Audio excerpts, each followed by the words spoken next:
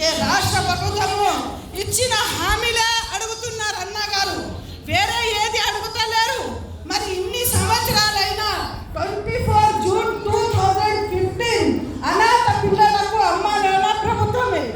Yes, అవును, ప్రభుత్వమే కావాలి. ఎవరైతారు? అంగళ్ళ అమ్మ అంటే ఎవరికి పుట్టిన కొడుక అంటారు.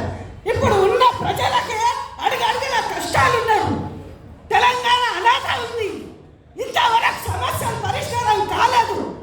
ఏదో పోనీ అని టికెట్ తీసుకొని ఎవరు కష్టజీవుల్లో వాళ్ళు దిక్కుదోచని పరిస్థితిలో విద్య లేకున్నా, ఆరోగ్యం లేకున్నా, ఉపాధి లేకున్నా జీవిస్తున్నారు. మరి ఇంతకంటే ఘోరము. మరి మా పిల్లలు, ఈ యొక్క పిల్లల పరిస్థితి చూస్తుంటే చాలా ఘోరంగా అనిపిస్తుంది.